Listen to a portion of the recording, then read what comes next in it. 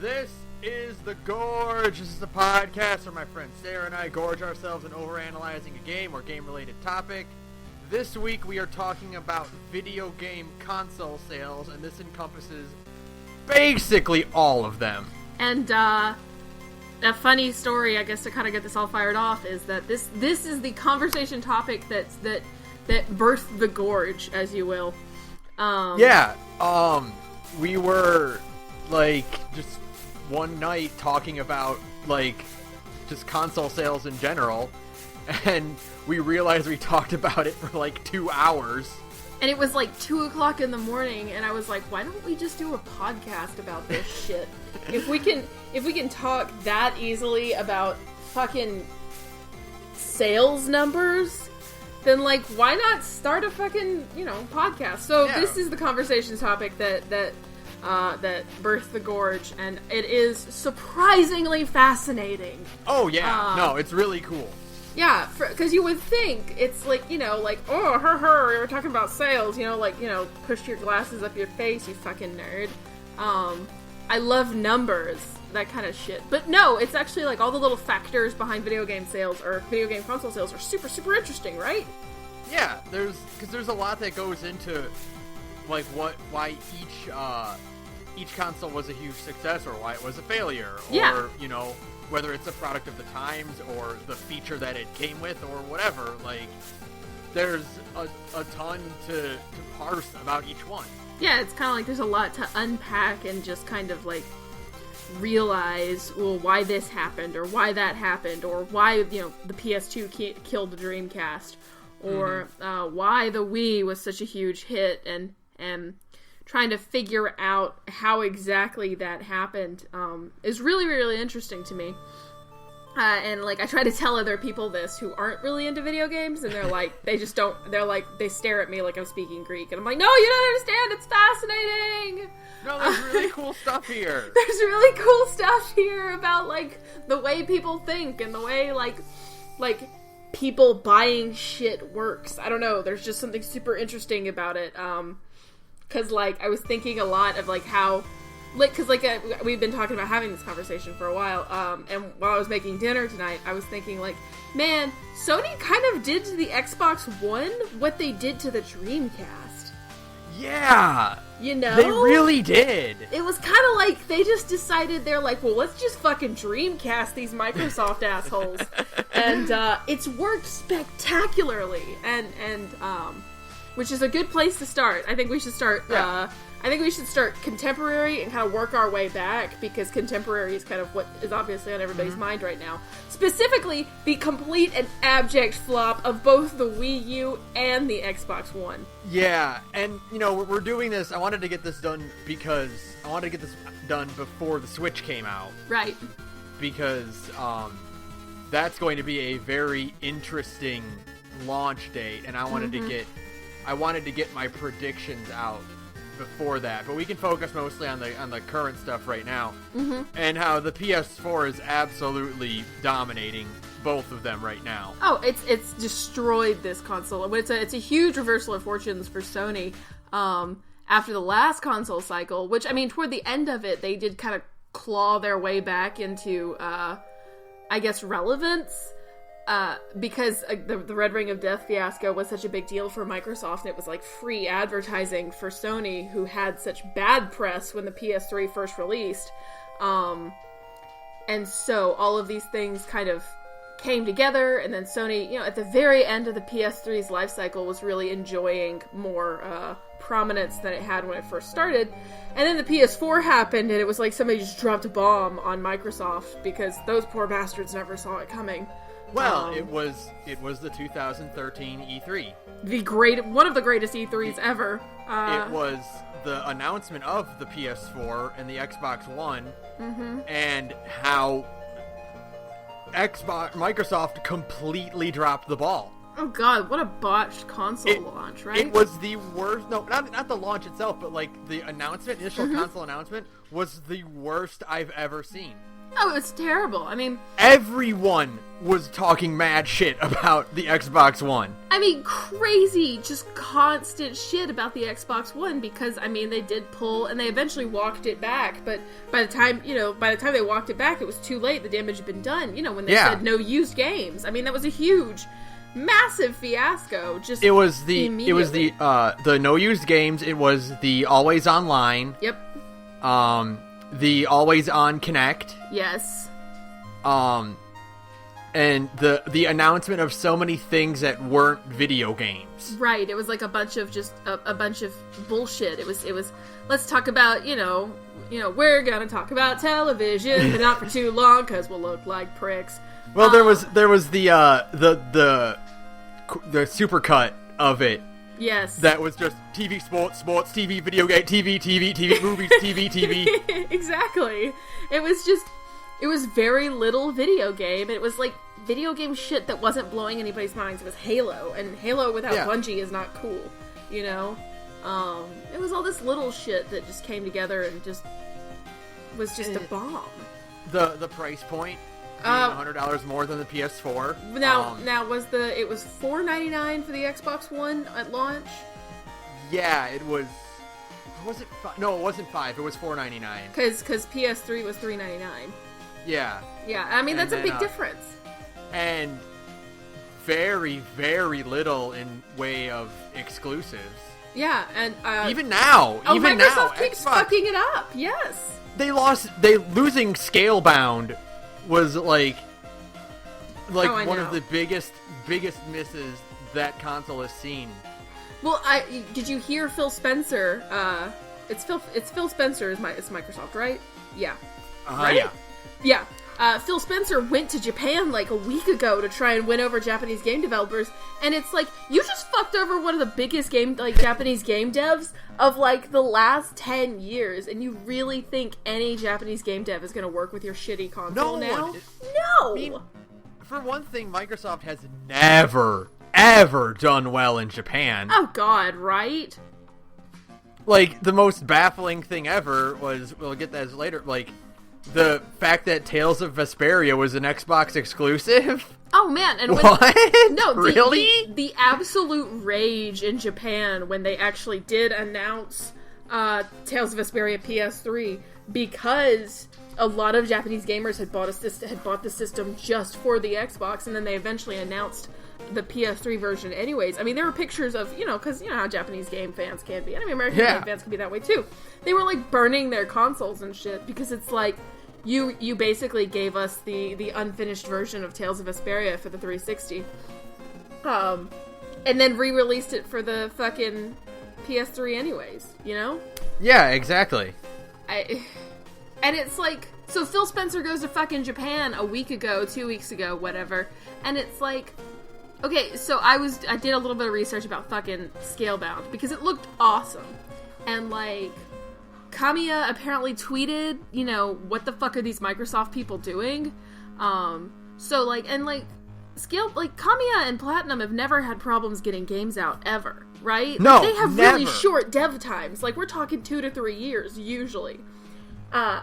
Scalebound was in development for like 4 years, so you can't tell me it was Microsoft. It was Platinum and Kamiya's fault. It was Microsoft's fault. No, Microsoft completely butchered that. It's completely on their hands that this game is being canceled, because there's a guy like Kamiya will fight tooth and nail to get products out. He's that kind of developer. Yes, because Kamiya makes good games fast. It's their thing. That's what Platinum does. If you want a cool platformer action game, like an action kind of old-fashioned game, you go call Platinum and they make one for you pretty fucking fast, Yeah. That's what they do.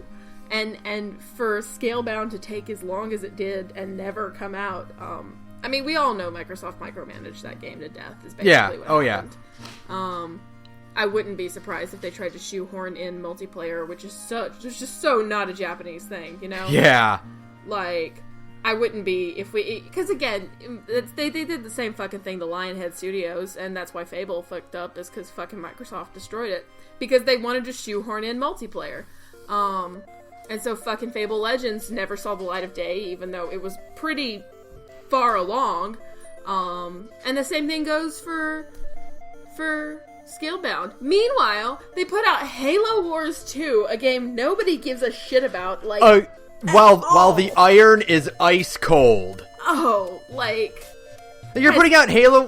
When did Halo Wars 1 come out? Oh, God, like, when I was... 2006? Like, 2007. Like, I was in high school or something like that. Or, like, and, early college. And did anyone care about Halo Wars? No! Halo Wars was awful. It was, like, baby's first RTS, because it was meant to be played with a controller, so you could never get too, like, crazy with it, the way you can with StarCraft and shit. Have you ever played StarCraft 64? No. That is the poster child of why you can't do an RTS on a console. It's such a stupid idea. It's such a stupid idea. What are you doing? What, and you're making a second one? You cancel Scalebound, which is like your one truly unique exclusive, in favor of Halo Wars 2? And they announced both these things in the same fucking breath? Oh my god. Oh my god. Meanwhile, Sony's over here just like shaking their dicks with, like, you know, they got Final Fantasy VII Remake, maybe. They've got fucking Uncharted just tearing shit up. They've got all kinds of things. Zero Dawn Horizon. That's exclusive. Horizon Zero Dawn's, I think it's PS4 and maybe PC, but I don't think it's coming out for Xbox. Everything's on PC. Yeah. They have everything. It's crazy. Like, I'm pretty sure Kingdom Hearts got canceled for Xbox One. That wouldn't surprise me at all. Yeah, that's not coming out. Yeah, they have the full backing of. They're gonna have Last of Us 2 when that comes out. You know, like the exclusive list for Sony is just so powerful. That there's really like, literally the only reason anyone would ever want to get an Xbox One right now is if you just really, really, really want mods on a console for Fallout 4 and Skyrim. But then why not just get a PC? Yeah, exactly. If you're gonna drop the $200 and something, why not just drop another $100 on a halfway decent PC that can run Fallout 4 and Skyrim? Because, I mean, you could spend $300 on just the box, you know, just on the console itself, and hook it up to your fucking TV and play, you know, PC games like an Xbox, you know? Like, it's not hard. So, just to clarify, and this is on Wikipedia, so it's not going to be exact numbers. And they do have a note here about it. The Xbox One has sold over 10 million units as of 2014. Oh my god. In comparison, and I'm sure that number has gone up. Yeah. In comparison, the Sega Game Gear has sold 10.62 million units in its lifetime. Wow. So that's where it's up against. Wow. Let me actually see if I can pull up a full... Like current? Let's see. Yeah. Current Xbox One. Get that sweet, sweet Google action on this podcast. Sales. No, this is just contemporary sales. Where is total? Let's see. Now... Total sales. Oh, okay. I'm seeing 26 million. Okay, well, for January 18th, 2017. Okay, that's a significant step up then. Yeah, but how many has the PS4 sold? PS4 is sitting at, according to this article, 53.4 million. At 23 million, it has sold less than the original Xbox, yet sold more than the GameCube. It sold less than the original Xbox? Yeah. Man, the original Xbox was considered at the time to be kind of a flop. I mean, it was a really cool concept, it was a cool system. I had one. But it didn't sell great, and the Xbox 360 is kind of really where Microsoft, like the Xbox One, the original Xbox, I should say, was like Microsoft kind of dipping their toes into the water, and then the 360 was them going whole hog. And the 360 was a good console, except for that Red Ring bullshit. Yeah. Like, it's a really solid console to this day. You can get a lot of different kinds of games on the 360. You can get JRPGs. You can get, of course, plenty of shooty bangs. There are really good racing games. Forza, for example, is fucking dope. So, like, you know, it's a pretty respectable little console. And then the Xbox One is just, like, nothing in comparison, you know? I've told this before, but I honestly believe that the Xbox One will be Microsoft's last console. Oh, if they put out another one, I'll be fucking shocked. There's no way. There's no way. It's been such a bomb. And no. Microsoft is struggling so hard across the board in, like, all of their departments right now, except for, like, the fucking Office series, you know? Not just... The number of exclusives they've lost out of the few that they even had to say, either the games get canceled or they go multi-plat, it's embarrassing, almost. I mean, it is. They have such bad They should press. be ashamed of themselves. Yeah, I mean, it's been nothing but bad press and unfortunate announcements left and right. I mean, even Halo Wars came out with not a lot of to-do. Like, there wasn't a lot of advertisement. They just kind of, like, put it out. It's just... Microsoft seems almost like they're trying to kill their games division. I don't know. PS4 has Street Fighter! The PS4 has Street Fighter. PS4 has Street Fighter 5! Like, Microsoft has a Killer Instinct, which, don't get me wrong, the new Killer Instinct is a fantastic fighting game, but it's not Street Fighter! It's Street Fighter, sorry. Yeah. If you get exclusive rights to fucking Street Fighter, your competition better just pack it up and go. Yeah. You know? You might as well just hit the bricks, Jack, because you're out. Not only that, but I think Xbox One is just now getting the Ultimate Marvel vs. Capcom 3 port. Wow. Whereas wow. I got that, I remember I got that before Christmas on my PS4. Wow, that is so rough. Because I was playing it, I wanted to play it after setting up Christmas decorations outside. I remember that. I'm like, oh boy, I get to go play some Ultimate Marvel again. And God. I think they're... I think it got released last week. And the crazy thing, too, is, you know, they've been talking about, like, how Crackdown 3 is, like, Microsoft's next thing.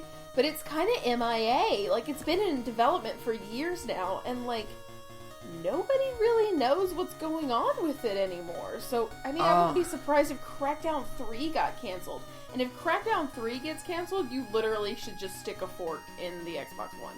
You know? Yeah. They also had, what was it? I think it was like Diamond Dust or something. Yeah. They had that weird game we saw I think 2 E3s ago. That's like a port of an old Xbox classic game. Or like a remake of it.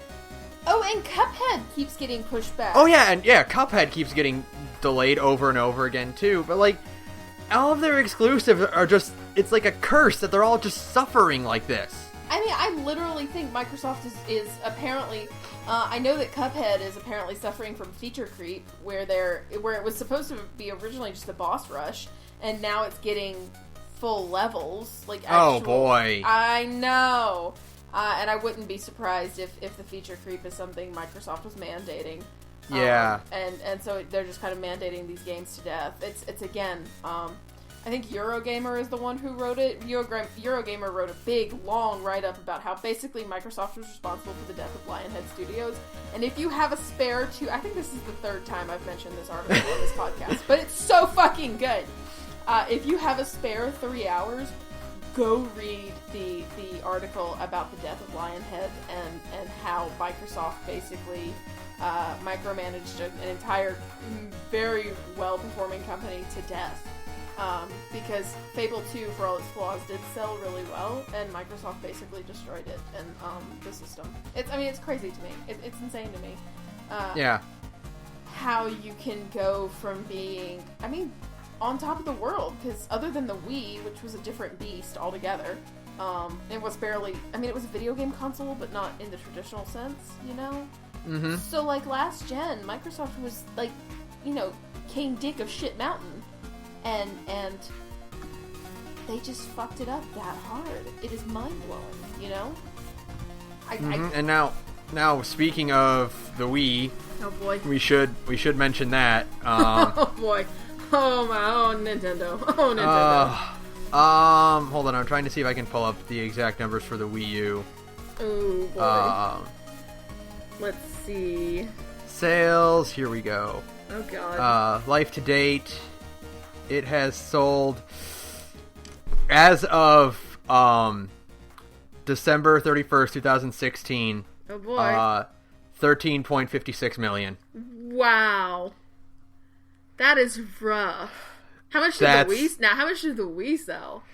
Now, according to this article, the Wii itself sold 101.63 million units. Wow, that is like a 90% decrease in sales over the life of two systems. Wow. And it's really easy to say why. Nothing came out for it. Because the Wii U kind of sucks. No. I'm looking at my shelf right now. Yeah. I've got Mario Kart.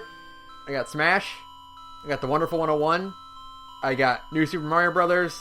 I've got Mario 3D World. Mm-hmm. There's really nothing else. Bayo 2, but Yeah. Well, why is Bayo 2 on fucking the Wii U? I'm so bitter about that. Because Kamiya wanted it that way. Oh, Kamiya, why? You're killing me here, man. Like, I love Bayonetta. I'm not good at Bayonetta, but I love Bayonetta. Like, of all the fucking games to be on the Wii U exclusively, Bayo 2? I think he wanted Bayo to be in Smash really bad. I don't blame him, because it was hilarious when she was. I mean, like, I get it. I really do, Kamiya, but please, release it on the Switch, because I don't know if I'm going to buy a Switch or not. I'm still on the fence about the Switch. Like, it's just like, they didn't release anything groundbreaking. They forgot to put out fucking games for their fucking game console.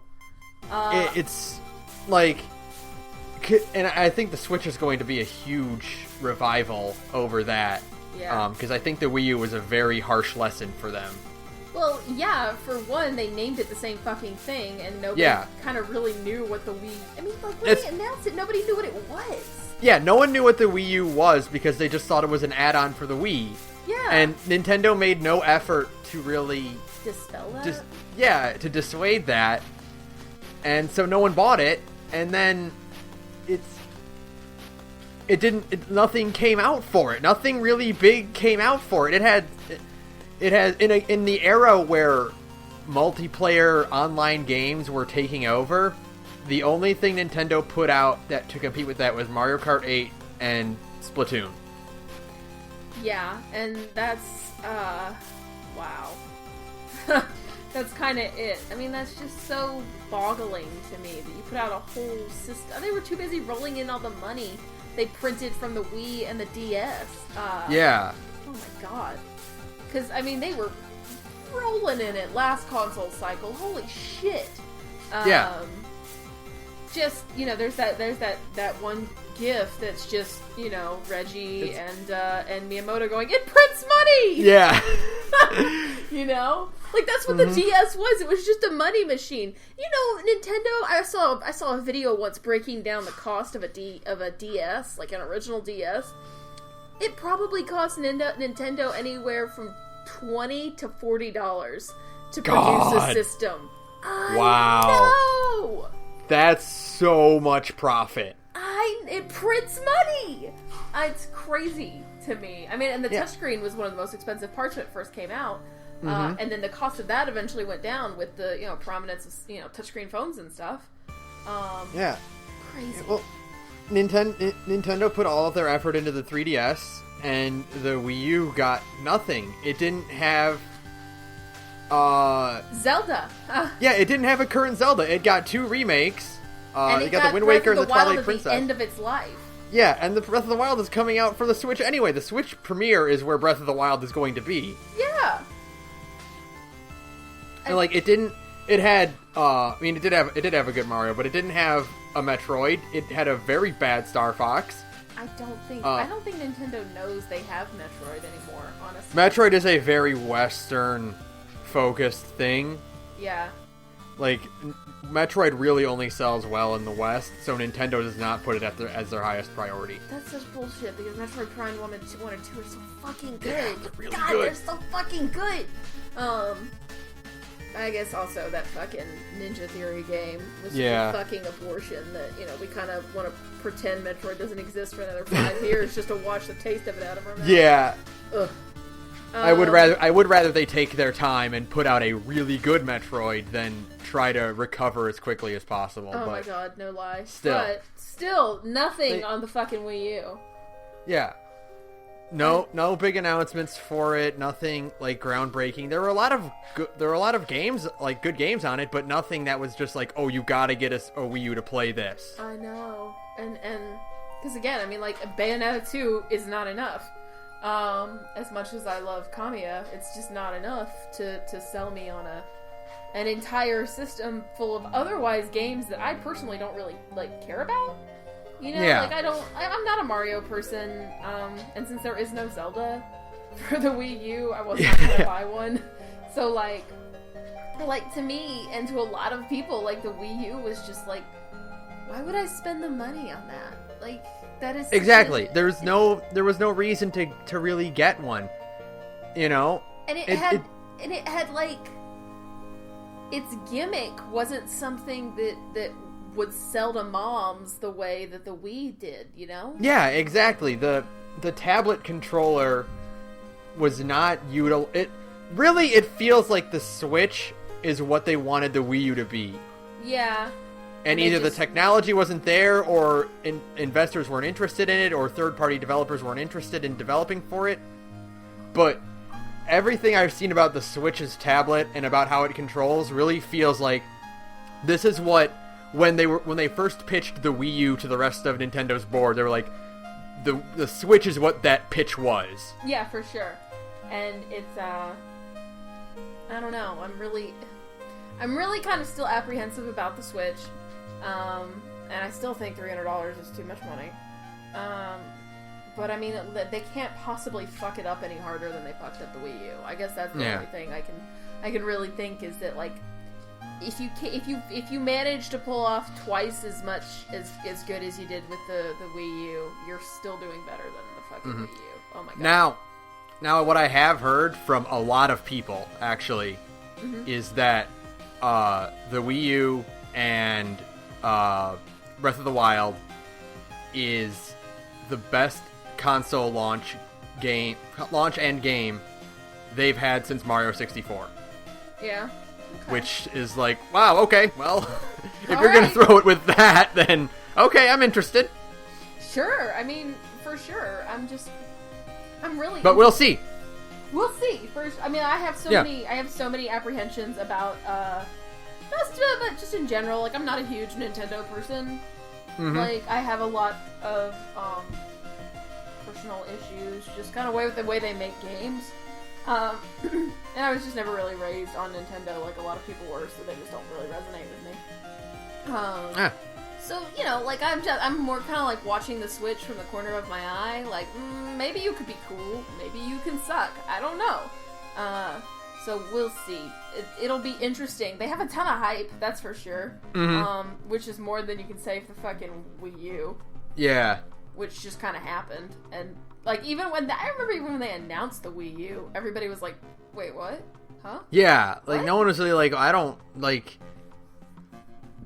it was not anything special. It kind of came out of nowhere. The Wii U just kind of happened, and then everybody was just but why? Yeah, it happened in a weird midpoint between the PS3, the PS3 Xbox 360, and then PS4 Xbox One release cycle. Yeah, it's in it just kind of happened in the middle of the Wii U came out in 2012. Yeah. And the PS4 and Xbox One came out in 2013. Yeah. But it didn't feel like the PS4 and the Xbox One felt like genuine steps up from the previous console cycle. And the Wii U just kind of felt like a thing that kind of happened, and everybody. Yeah, it felt like a weird midpoint. Yeah, and it was just so strange, because, like, Yeah. nothing about it really looked better than the Wii. Like, its games don't look that much better than, like, Wii games. I mean, they look better, but they don't look amazing. So everything about it was just really... And it still used, like, you could use your old Wii controllers, stuff like that. It just kind of made it feel like, what is this system? What are we supposed to do with it? How are we supposed to... It felt more like a horizontal step than a vertical step. Yeah, for sure. It was so strange. Just a weird misstep for Nintendo, which is kind of the way it goes. It's like one good console, one shit console, one good console, one shit console. Yeah. It's kind of what they do. And they can get away with it because it prints money. They sold so many fucking DSs that 1 in 3 people in Japan had one. Yeah, it's ridiculous. If you can even comprehend that. 1 out of every 3 people in Japan had a Nintendo DS. That's insanity. So let's, why don't we take a step back to that generation? Oh god. Oh boy. That is a wild ride. The PS3, Xbox 360, Wii, and DS cycle. Oh, the poor PSP/PS Vita. You didn't Yeah. deserve it. You deserved better, you poor bastard. You were a good little Wii handheld, but you don't even get to be part of the conversation. No, they really don't. They really don't. Where is the Vita on this list? Oh, I have to go so far down. No! No! It's so sad. Alright, that can't be right. It can't have sold that few. Let me go ahead and open the actual page. I promise you, it sold that few. However many you think it is, it's probably less. Where is the reception poor and Vita. sale? Oh, the poor Vita. It was a good system too. God damn it. 5 million units sold. Oh, sold in 2016. Okay, not of 2016. Oh, that's actually more than I expected. Yeah. Well, good for it. You go, little Vita. You keep chugging along and just struggling to live, and mostly catering to weebs like me. I appreciate you. But no, it's so the winner of that cycle was obviously the Wii. So actually, that is a weird question. I know the Wii won the cultural battle, but did it win the sale? It did win the sales battle. Yeah. Okay. 101.63 million. Compared to Xbox 360 at 84 million and PS3 at just above 83 million. Wow, so the damn. So the PS3 and the Xbox 360 were really neck and neck, weren't they? Yeah. But they were both 20 million units under the Wii. I mean, yeah, for sure, because the Wii was a cultural phenomenon. And the Wii was 50 million units under the DS. Wow! That is a cultural phenomenon, like I said. 154.02 million units sold. Now that makes it the second best-selling console of all time. Yep. Behind the granddaddy of all. We'll talk about this in a minute, but it is still far behind the granddaddy of all console sales, the immortal, unkillable PS2, which is sitting at what? Actually, the PS2 is sitting at over 155 million. Holy shit. So, let me see if I can get an actual estimate of that. And we'll talk about that in a second. Yeah, way to but... go back. But, that is kind of... Good God. So the 2 best-selling consoles of all time, or 2 out of the 3, are both Nintendo systems. Yep. Actually, 2 out of the 3. The PS2, the DS, and the Game Boy, in that order. Wow. But yeah, so that generation, the clear winner of that generation was the Wii and the DS, and I can sum it up in 2 words: Wii Sports. Wii Sports, man. Wii Sports is the perfect party game. It's easy. Everybody knows how to play it. You can hook it up. It came with the fucking system for free. Yeah. Oh my god. The games were quick, they were simple, you could be an idiot in front of your TV with them. Mm-hmm. Anyone could play it. And everybody did play it. You had grandparents were playing Wii Sports at Christmas, that kind of thing. I worked at, God, it was the worst period of my life. I worked at GameStop at the height of Wii phenomenon. We couldn't keep them in. I mean, we couldn't. Of course not. It was insane. I mean, they would come in on a shipment, and I would get into my shift at like 5 o'clock. You know, I'd work the night shift, so I'd get in at like 4 or 5 o'clock, and people had either already come in and bought them or had like put their name on them to buy them the next day, because like we would hold the system for 72 hours usually. And so by the time I got into work, we'd get 11 in or something like that, and they would all be claimed. It was insanity. I mean, it was insanity. We couldn't keep them. Now the Wii really feels like, now that I've thought about this for a lot, the Wii feels like a very successful Dreamcast. And I don't know if you remember this, because I don't know if you actually owned one or not, but or if you played one at all. The Dreamcast had a lot of really weird titles. Oh, I had a Dreamcast, boy. If you remember, around that era, you had the PS1, you had the N64, and no Xbox, that time. No, not yet. But, you would kind of get, more or less the same, third-party games on the 64 and the PS1. They'd be radically different games, but they were more or less, you could get, the same kind of third-party games on that. The Dreamcast had a lot of really weird exclusives that were just bizarre. The Dreamcast was a strange beast. And if you look at the Wii's library, you'll see a lot of those same style of well, this is a really weird game that who put this out? What? Why? What is How? this? What? Oh man. No. There's a lot of weird action JRPGs or a lot of weird puzzle games and stuff. And it's just it's very interesting because you'll find these really weird kind of jank but charming games, Yeah. for it, and it's always I remember working when I worked at Second and Charles, and I'd look through the stack of Wii games, and I'd be like, what the hell is this? And I'd pick it up and this looks kind of interesting. I might try to order this or pick this up.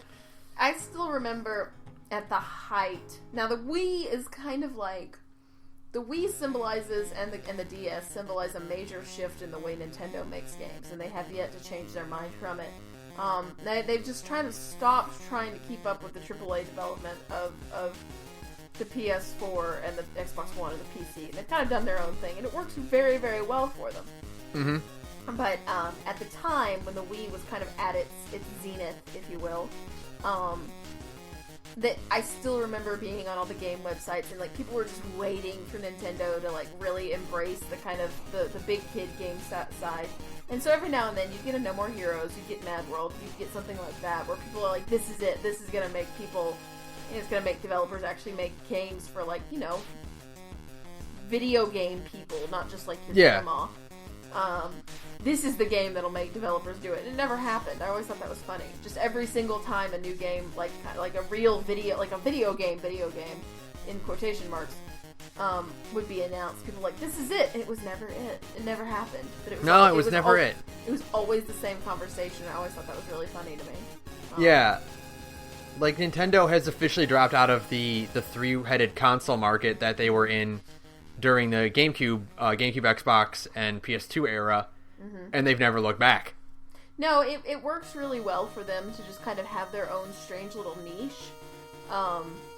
Because it means they can just kind of do whatever the fuck they want, because they're Nintendo, unless the Switch also is a massive flop, in which case they'll either drop consoles entirely and go to handhelds, or they'll re-examine their kind of game development strategies.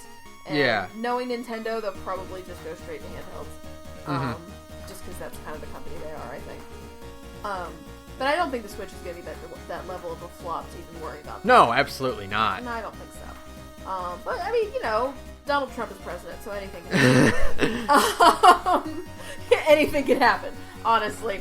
Last night at the Oscars, they read the wrong Best Picture winner. Yeah. So, fucking anything could happen at this point.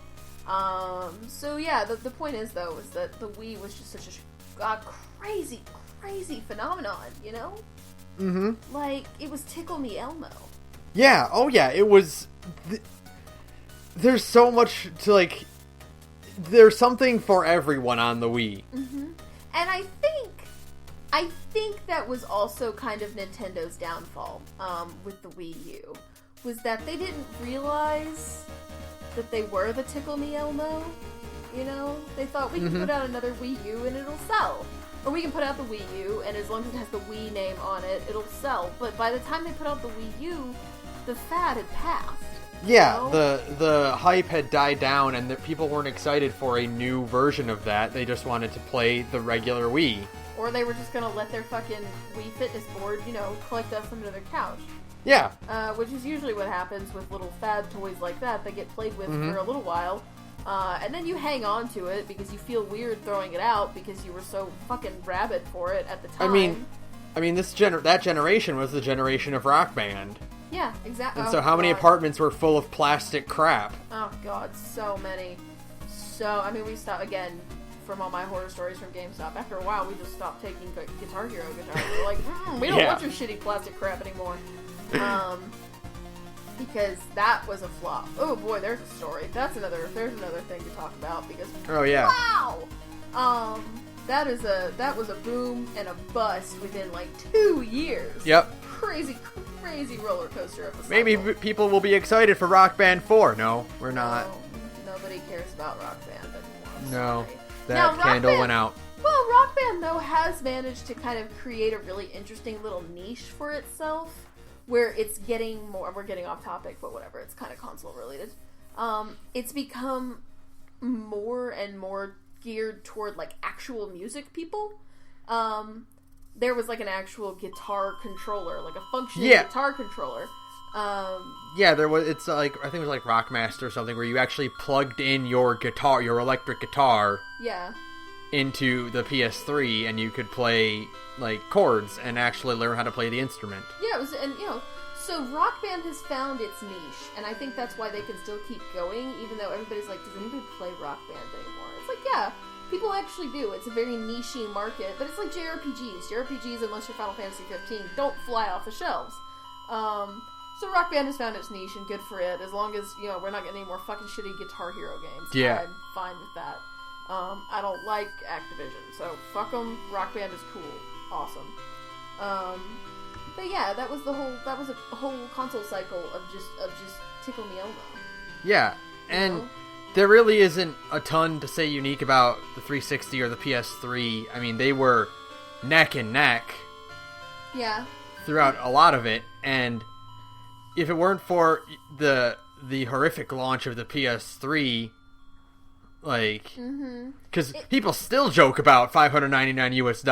Ridge Racer! Like, come on, yeah, I think the contributing factors for the neck and neck thing are the PS3's incredibly botched launch.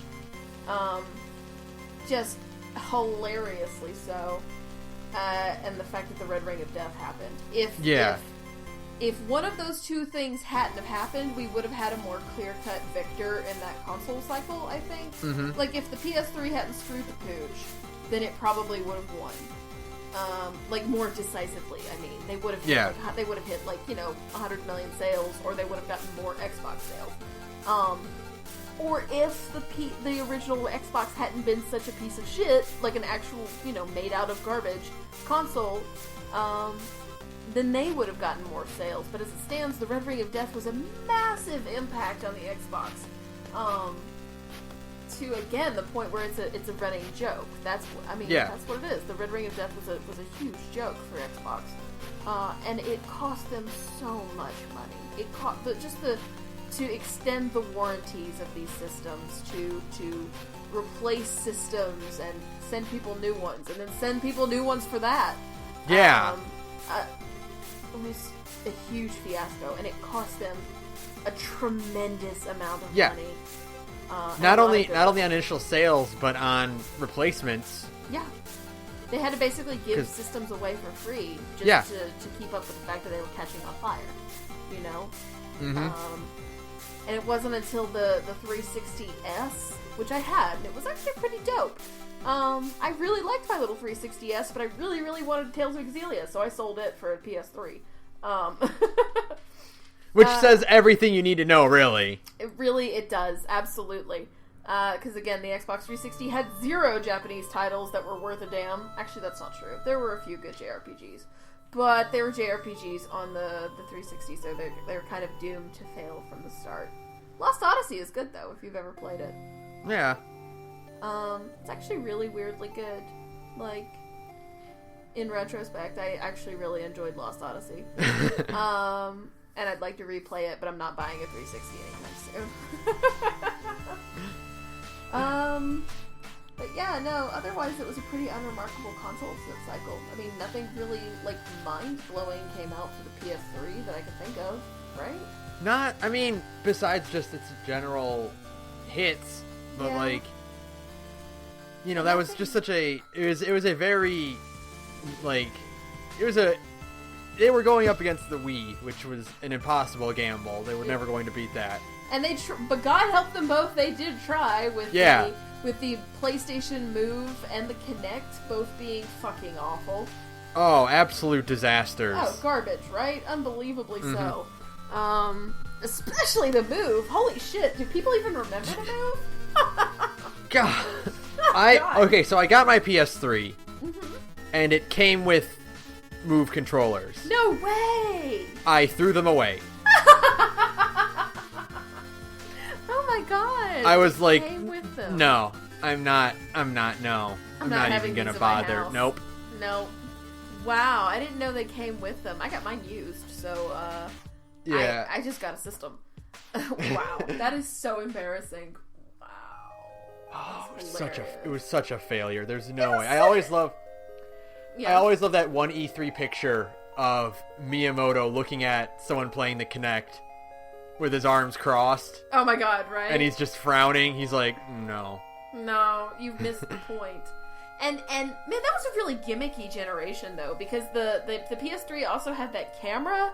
Do you remember that? Like, when it first launched, it had a camera, and you could play, like, shitty card games with it and stuff. Yeah, that's right, it did. Yeah, it was such a gimmicky console cycle. Like, you know, between the Wii's motion controls and the Wii Fit and you know, PlayStation's fucking camera and the PlayStation Move and the Kinect.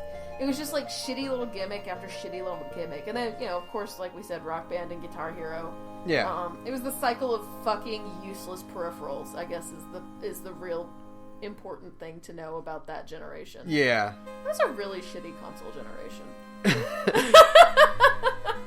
It was it wasn't like a cultural boom that the other ones were in retrospect, you know? It just kind of happened and everybody just bought it because, like, you needed a video game system. Yeah, you know? it was just the next step up.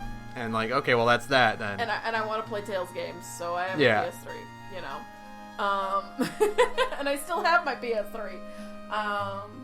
But yeah, I mean, Jesus. Really. Now, if you take a step back... Oh my god, I'm so excited.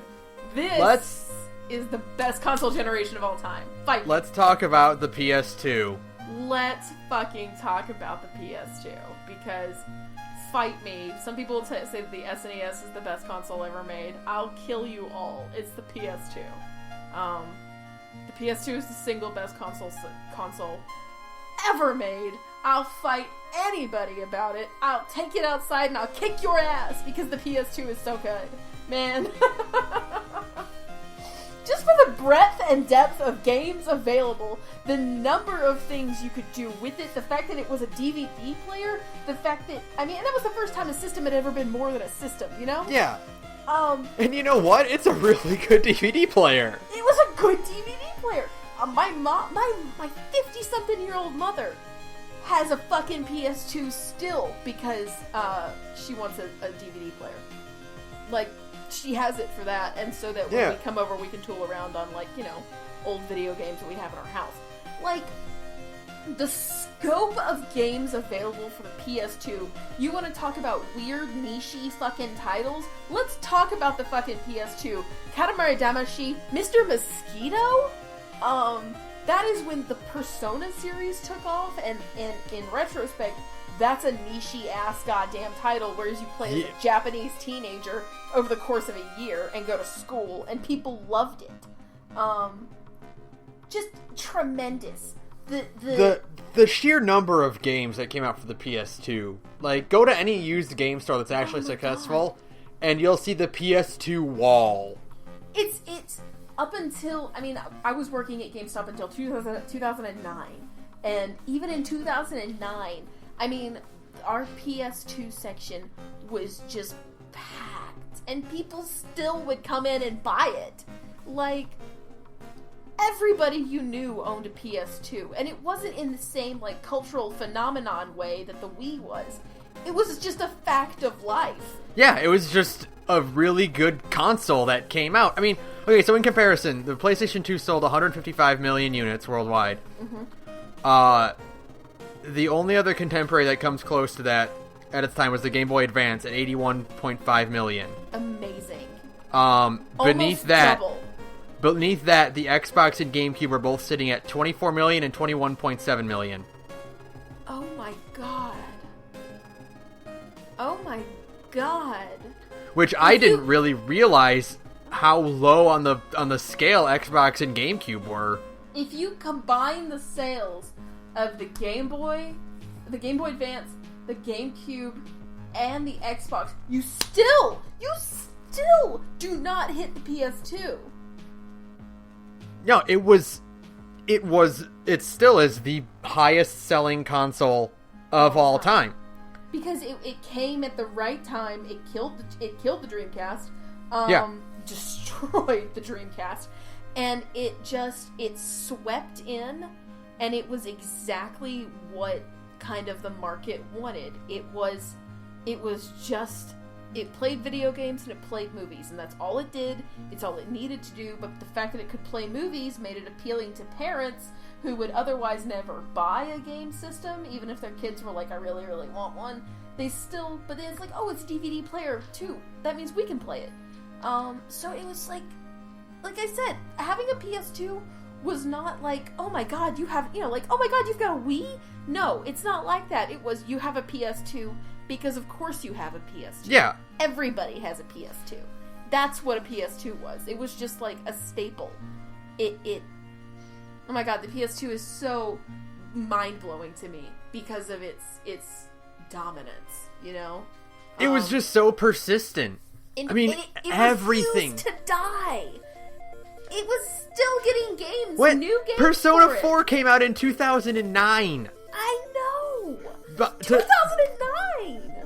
The PS3 was 3 years old when Persona 4 came out. And it sold really fucking well. Yeah. For a niche JRPG, P4 sold really fucking good because everybody had a goddamn PS2 still. I mean, that is tremendous. That is such a huge market. That is so dominant, you know? Yeah. And it lived forever. And it didn't have the problems that modern game consoles had, as in, it always fucking worked, you know? Mm-hmm. My PS2's disk drive doesn't open any. I don't have a slim. I have the old fat one. Its disk drive I can't even open unless I use a butter knife. But it still works. Like, I dropped it off a shelf once and it still turned on. You know? Mine still works too, and I dropped a chair on it. Exactly. It is it's tremendous. It's incredible to me. Just how much. You can always go back and find a new PS2 game that's really good. That's exactly it. You could have played the PS2 nonstop, and if you went and you dug around, you could probably still find a new PS2 game that you've never played and you would love, you know? Mm-hmm. I mean, if you're a JRPG person like me, I can give you 10 off the top of my head. Yeah. And it's literally without any thought. It's Final Fantasy X, Final Fantasy XII, Rogue Galaxy, Dragon Quest VIII, Wild Arms 5, Suikoden 3 and Suikoden 5 are both really fucking good. Shit, I'm struggling. I should have said 5, but still, I can get to 10. Both Personas, that puts us at 8. No, that puts us at 9. And, what else? Oh, come on, it's your favorite. It's my favorite. What do you mean it's my favorite?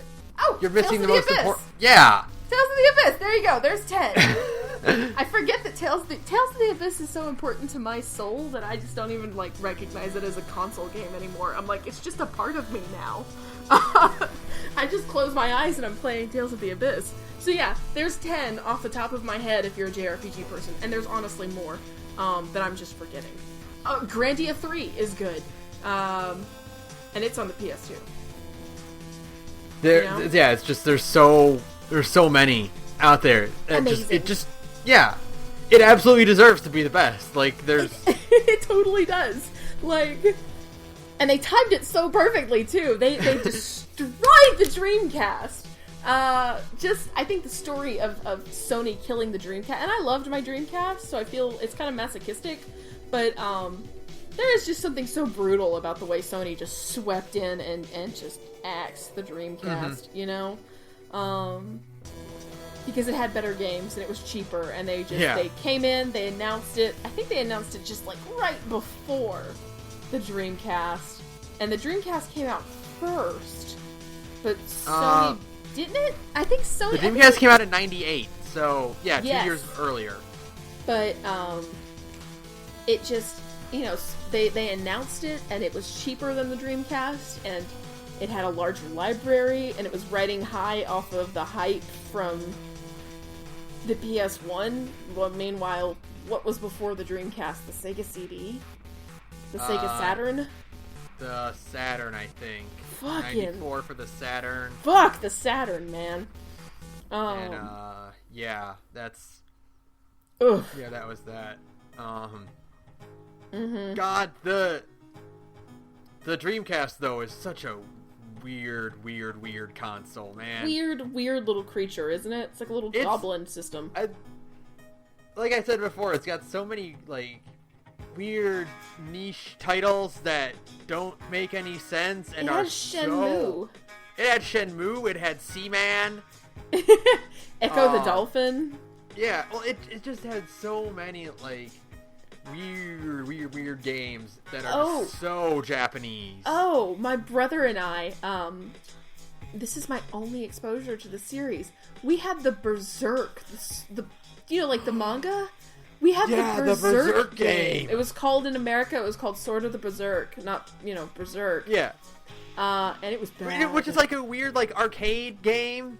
Yes. Like really arcadey playing. Yes. That's a lot of Dreamcast games were arcade ports, and you could really feel how arcadey they were. Because everything was like nothing really controlled right, and everything was really floaty, the way arcade games kind of feel floaty. Yeah, it was very bright, it was very quick to play. And it was like really needlessly hard because it was made to make you waste tokens, you know? So like it was always super hard, but in really shitty ways.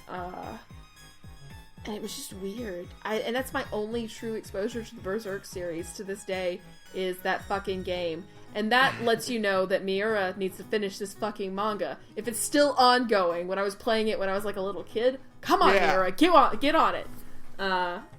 Yeah. Just crazy. What a weird system. And like, it was the first console to do online play. Mm-hmm. How about that? It had the VMUs. Oh, which are weird. The strangest thing, your controller, you put your memory sticks in the controller. Yeah. Not in the console, you put them in the controller itself. So weird. And each controller had 2 slots for them. Oh, yeah. So you could stack up to 8 VMUs in your console. And then they had little games you could play on them if you took them out. And they had like a little screen? Yeah, it was so odd. It was like it felt like a weird fever dream. Like, did the Dreamcast really happen? Like, I wouldn't believe that it did happen, except that I can look over on my shelf and see it. Right? like, I had one, but it was such a strange system. It was so, everything about it was really weird, but it had really good games, too. It had Jet Grind Radio. Yeah, it had Crazy Taxi, it had Sonic Adventure 2, it had Power Stone, it had Shenmue? 3, Shenmue, I'm sure it had others, but I'm drawing a blank Marvel right now. vs. Capcom 2. Oh, yeah! It had a lot of, like, it was like a very fighting game console. Oh, yeah, because, again, it was like a bunch of arcade games that got ported Yeah. over to a console. I mean, and that was always kind of like Sega's bread and butter, was like, system. I mean, like, Sega really only had one good system, and then had a lot of good arcade games, you know? Yeah. The Genesis was good. It wasn't great, but it was good. I had one. Yeah. But I mean, like, the Dreamcast was just such a strange little beast, and it was dead before its time, but it was too rare, too weird to live, too rare to die. And I mean that literally, because people are still homebrew making games for it. Yeah, well, like, the weird thing to me about the Dreamcast is I think this is also a problem with a lot of Sega's consoles, is that it was so far ahead of its time that it was not ready for its own technology. Yeah. You know, like, going online was not something you needed back in 98. Yeah, because who wants to play fucking Phantasy Star Online on dial-up? Yeah, exactly. Back then we didn't have high-speed internet. We were all mostly still on contemporary, like, dial-up. Yeah. You had to plug in, like, we didn't have wireless adapters back then. Mm-hmm. And we certainly didn't have the kind of computers that one would keep, like, in their room or, or anywhere around. You had to go to your computer room and hope it had a 12-inch CRTV near it that you could take the Ethernet cable out and plug it into your Dreamcast to play Phantasy Star. Such a strange. It was such a weird little experimental console, you know? Yeah, and I wish it would have done better because, like, it had a lot of heart. It did. And it still has my absolute favorite startup to any console ever. I fucking love the Dreamcast startup. No, the best startup sound is the PS1 ever. That one's really good, but I love the Dreamcast startup. I know, but I guess because it's such nostalgia is associated with those sounds, because like oh boy, me and that PS1 were glued at the hip. You couldn't take the PS1 away from me. I didn't even own a PS1, and I still know that startup sound so well. It still feels nostalgic. Good. It's such a good sound. You hear the sound, and it just immediately triggers like these very vivid memories of playing video games, like on a summer day, you know. Staying up all night playing Final Fantasy IX, shit like that. Just so vivid, and God bless it. It was... The PS1 is so good, too. I mean, the PS2 is the better console, but man, the PS1 is good. Well, this generation, the PS1, N64, and Dreamcast era were such, like... They were the first, like, we're stepping up. Mm-hmm. You know? Well, I guess the Saturn Dreamcast was along that contemporary, but, like...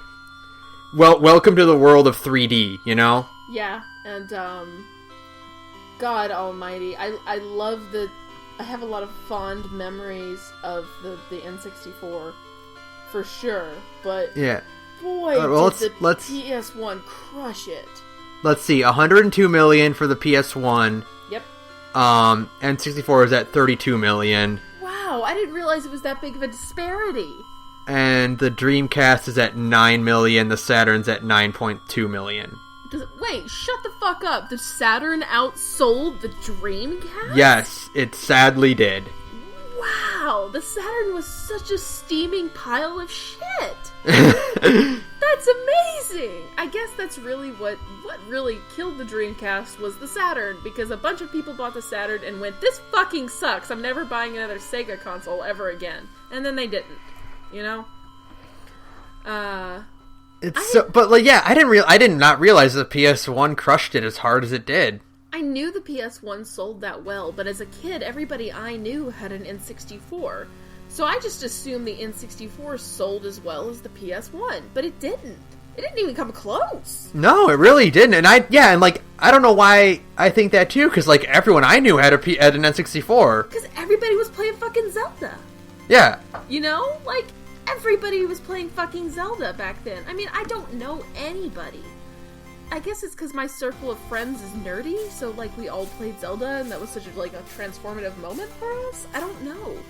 But like, all of my friends who I know today, that whole circle had an N64 because we all played Ocarina of Time. Like, that's just what Ocarina of Time was, you know? Like, again, a talking cultural phenomenon. That's what Ocarina of Time absolutely was. Yeah. Everybody was playing it. Mm-hmm. That game came out of nowhere and absolutely just dominated. Changed the world.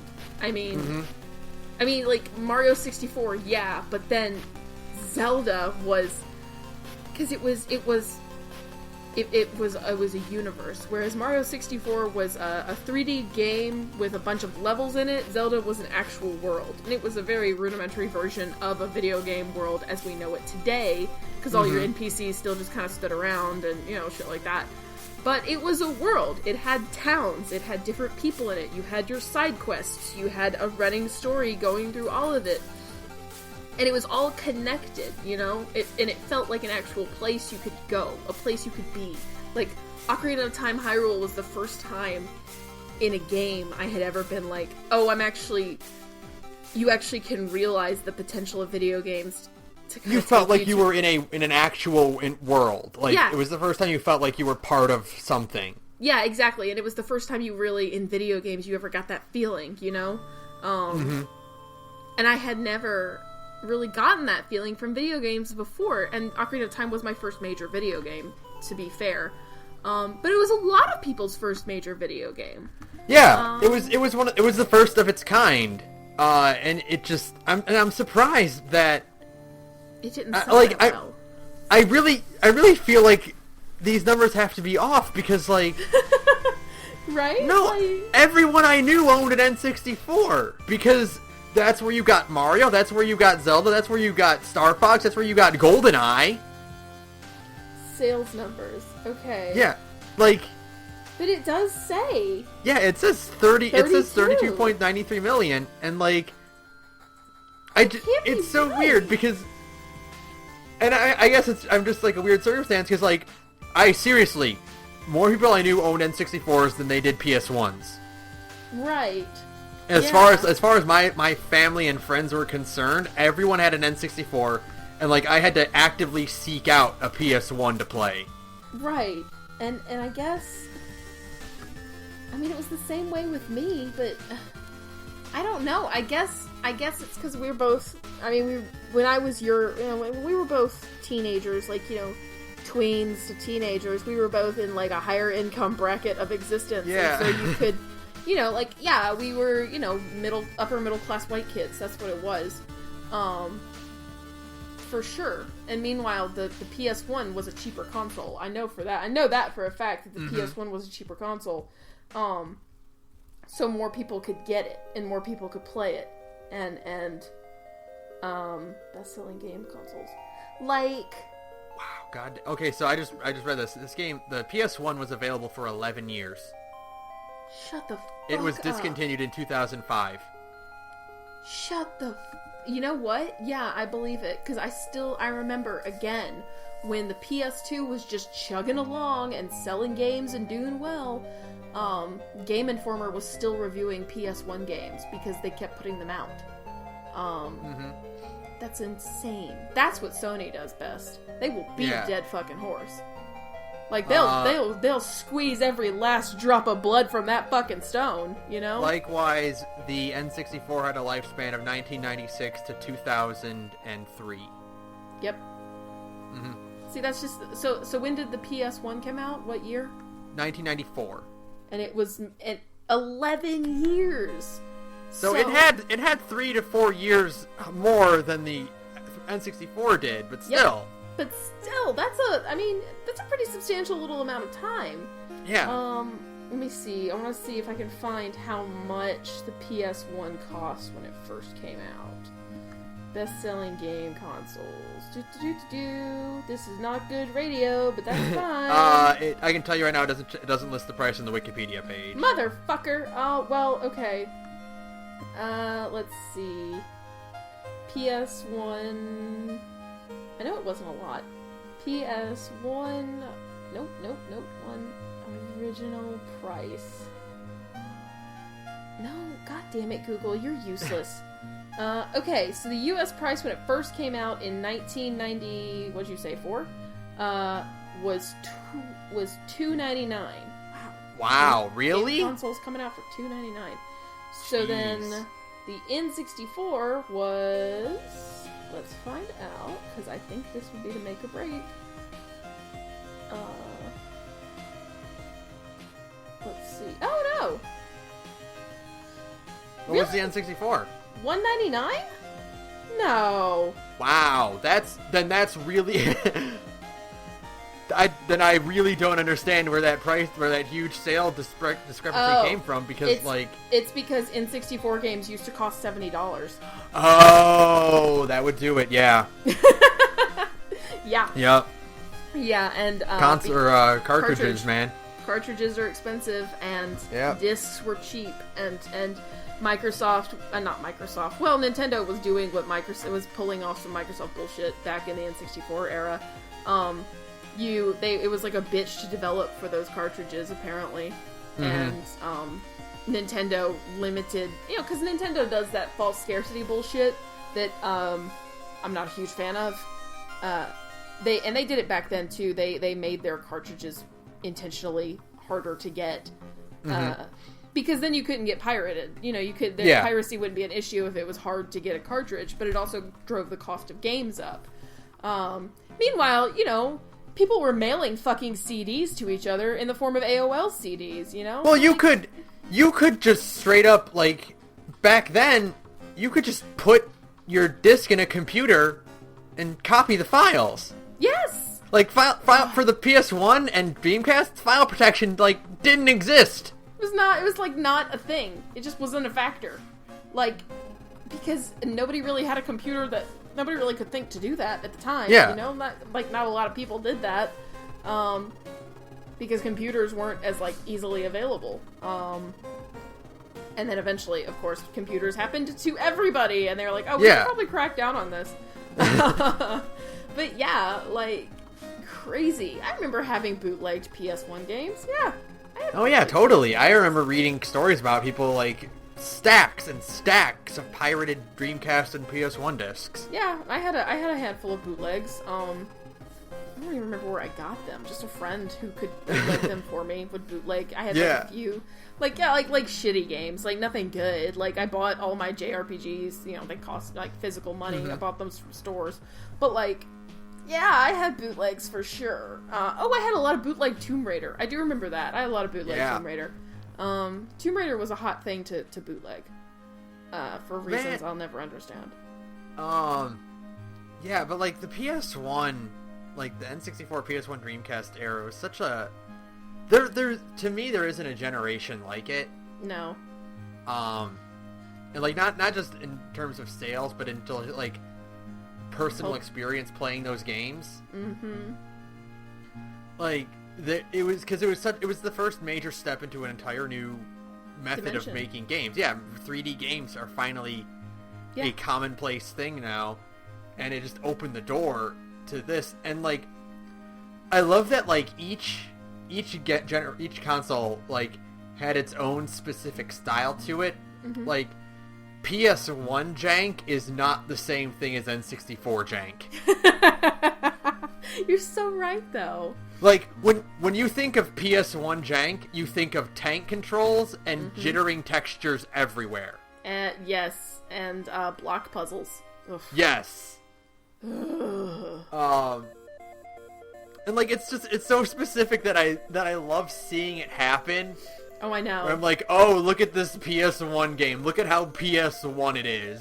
It's so PS1, you can spot it from a mile away. Yeah. You can see a screenshot, and you're that's a PS1 game. Whereas N64 was very low poly count, very minimalized textures.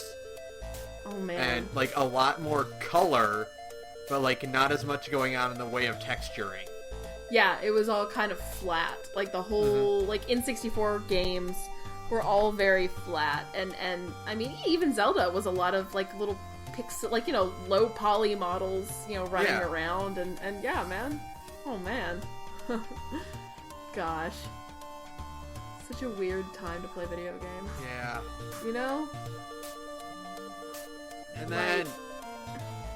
And that was also the, what was that? That was the Game Boy Color. The Color. In 1998 that was the handheld back then. I had one. Game Boy Color was... But, like, that was also, like... Which is funny, because, like, the Game Gear was doing color. Way before that. The Game Gear came out in 1990. 8 years before the Game Boy Color. But it ate batteries like nobody's business. But just like the Dreamcast, it was way ahead of its time, and no one knew what to do with it. Yeah. Because I mean, you basically, it wasn't a handheld. It was a sit right next to your wall and play it hooked up like that. You know, you couldn't actually take it anywhere with you. It took 6 double A's. It was ridiculous. It was insane. I bought one used like years ago from a neighbor. I don't have it anymore. I wish I still did. I bought it and a Genesis off a neighbor when I was like a kid for $80. It came with a ton of games. And, like, the Game Gear was cool, but I learned really quickly that you couldn't fucking take it anywhere with you because it ate batteries like it was going out of style. If you moved it at all, like, it would just freeze up or crash or anything. I mean, it was useless as a handheld, you know? I mean, it looked amazing. I mean, to, like, play... At the time, to play a handheld that looked that way with colors that bright and screens that bright and just looking so, like, colorful and brilliant, and you're just like, wow, this is, like, a real fucking... console in my hand, you know? Like, at the time, that was amazing until you actually played it for more than 20 minutes. Yeah, and then you realized, oh, this is garbage. It's a piece of shit, really. I mean, like, it looks great, but that's kind of all it is, you know? It's useless for what it is supposed to be, which is a thing that lets me play video games in my mom's car on a road trip. And then meanwhile... big and bulky and awkward and... Oh, yeah, tiny, small screen for a whole lot of system, you know what I mean? Yeah. Like, little tiny screen for a lot of black plastic around it. Just a strange handheld altogether. Cool as an idea. Cool Had Sonic idea, on it. It was pretty cool. Way ahead of its time, and then the Game Boy Color came out and just stomped all over it. And, you know, took its lunch money. You know. Yeah. The Game Boy and Game Boy Color combined sold 118.69 million units. The second best-selling console of all time, then. Third. The DS. DS. Fucking DS. It's the same story though. You just you make a simple, solid. It's the same story, you know, different generation. Make a simple, solid, easy to play handheld that any idiot can pick up and turn on because, you know, 12-year-olds are stupid. And just if your grandma can play it and if your 6-year-old nephew can play it, you've got a winner. You know? Yep, exactly. It's the same story no matter what. I had one when it first came out, and it was fucking dope because it fit in your back pocket and it was awesome. Yep. There was the game, like the Game Boy and DS they'll always beat the handheld. Whatever competition someone bothers to put out, they'll always win. Yeah, 100%. Yeah. Yep. Because, I mean, like, the same thing. You know, the original Game Boy was this big, bulky monster, sure. But the next version of it, the Game Boy Color, was this little tiny thing that you could just carry around. I mean, okay, this is how ubiquitous and, like, long-standing the fucking Game Boy Advance and the Game Boy Color is. People still buy those things because Pokemon is still a thing. And you can still buy, like, Pokemon Crystal and just carry around a Game Boy in your purse, you know? Exactly. And I know girls who do that. Because it's just, you know, it's not like they really want to play anything else. They just want to tool around in Pokemon for a while. Mm-hmm. I have friends who own old Game Boy Advance SPs just so they can carry it around and play Pokemon whenever they want. Yeah. You know, that's all it needs to do. That's all it needs to really do is be able to play certain games really well. If you could play fucking Mario, you're good. I mean, everybody loves Mario, you know? Just amazing to me. Now, we'll take one more step back. This is just kind of general, like we don't have to go super deep into this, but that's fine. The Super Nintendo and Genesis era where, like, the Super Nintendo where JRPGs go to live. Mm-hmm. And the Genesis, all I want to say about the Genesis is that I know it's terrible, but God, I love that sound chip. I love the Genesis sound chip, man. Oh my god. That thing was so horrible, but I love it. It was so janky. muddy. That was some old fashioned jank right there. And I had a Genesis. I had fucking Shaq Fu fight me. That was awesome. Hope you like bass. Oh my god. Yeah, I had a Genesis. Didn't have an SNES. See, because when we get further back than the PS1 and the N64, you start to lose me because I didn't really have any of that. I know of it. My friends had it, but we were in that period of history where it was still kind of weird for a girl to play video games. And so, like, I didn't really have a lot of exposure to it. Like, none of my girlfriends had one as a kid. And I didn't play with boys that much. Yeah, I had a few, like, dude friends, but they didn't, you know, it was like goof off outside kind of thing. So, like, you hit that time in history where it's like, I really don't know anything about these systems until, like, years out. The only SNES JRPG I can tell you I've definitively played is... Actually, there's two. Is Final Fantasy IV and Chrono Trigger. And that's because they were released together on a really bad PS1 port. Yep, that horrible PS1 port. Fucking terrible, but I still slogged through it because I really, really enjoyed them. So yeah. And I had a babysitter who had an NES. All I ever did was play Mario and Duck Hunt on it, and poorly. Oh yeah. You know? So yeah. Just to run down the numbers for that, NES is at 61.91 million. Super Nintendo is at 49.1 million. Wow. Genesis at 30.75. Damn. So the Genesis outsold the Xbox, GameCube, Wii U, and Xbox One. Hilarious. Yeah, oh, Karma's God. a bitch, isn't it? Karma is a fucking bitch. Wow. Damn. Sony has just really enjoyed dominance of the console market, haven't they? Yeah, and now the lowest on this list, just for trivia, is the Atari 5200 at 1 million units. Wow. That came out in 1982. Oh, that's so sad. That's so sad. And now Yeah, go ahead. I know you said you wanted to talk about it. And yes. since we are now at the NES, we can talk about it. Yes. We can talk about how the NES saved the American game market. Yes. So one of my favorite things I love reading about is the console crash of 1983. Mm-hmm. It is one of the most fascinating stories to me, just because of all the working parts that came into it that allowed this to happen. Right? It's incredible. Like, it's amazing. It's such a perfect example of, like,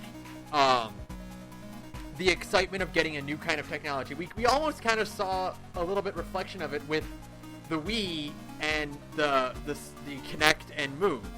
Yeah, I was actually... We all want to do the thing. Yeah, I was going to totally bring that up. I remember when the Wii was at its, like, peak, and it was just churning out shitty games. You know, like, really bad games. Because there were a lot of really, really terrible games for the Wii, too. Because everybody wanted a little bit of that money. So you had all sorts of, like, Imagine Baby and shit like that. Yeah, exactly. So, and I just remember when that was happening, and it was just like every single game that was coming out for the Wii was bad. Everybody was like, we're on the cusp of another crash here, people. Maybe slow it the fuck down, you know? Yeah, it's just such an incredible story, because, like, for those of you that don't know what happened, in 1983, everyone was like, hey, video games are cool. And when I say everyone, I mean everyone. Mm-hmm. Everyone wanted to put out a console. Not only to make video games, everyone wanted their own console. Oh my god. And That's right. now these days, it's generally the big three. It's Microsoft, Nintendo, and Sony. And there's no competing with them. Like, that's it. Yeah. Those three are always in charge. Of course. So in 1983, Atari was the king, and Atari was putting out all the games. But people wanted the slice of that pie. So according to this list here, the following consoles came out all around the same time. Oh my god. The Bally Astrocade, ColecoVision, Coleco Gemini, Emerson Arcadia 2001, Magnavox Odyssey and Odyssey Squared, Mattel Intellivision, Vectrex, Sears Telegames, Oh my god. Fairchild Channel F System 2. What? And now, a lot of these things were completely indistinguishable. Yeah, for sure. It was just the same. There was no reason you would pick one or the other, because all Atari, Coleco, and Mattel just put games out wherever.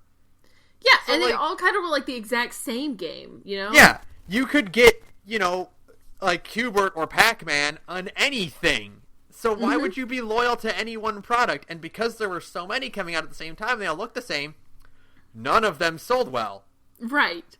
Now, what happened is that all this shit gets put out around Christmas time. Mm-hmm.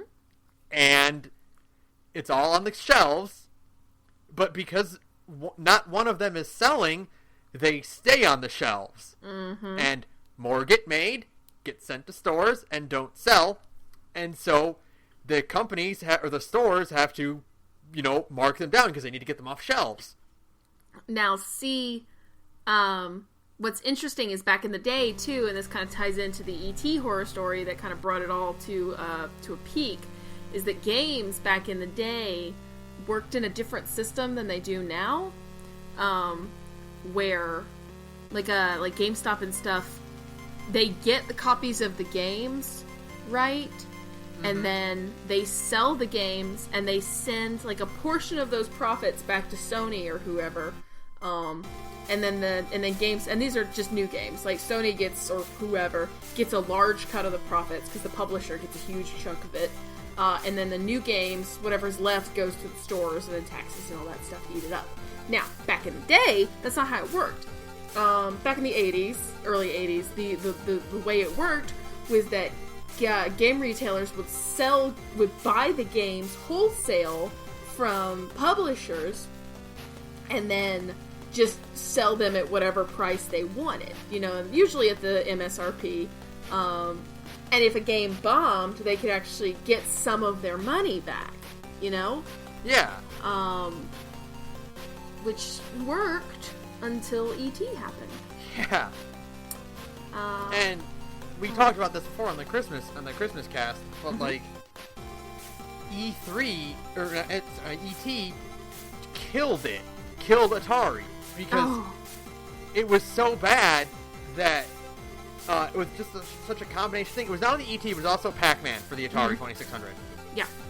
Which were just ultimately so bad, and they were, because they were both like high market games. It's Pac-Man and it's E.T., one of the best movies of all time. Right. They were put on the shelves in high qualities because they were thought to be, the big sellers. Right. And then no one bought them. Nobody fucking bought them because they were bad. Yeah.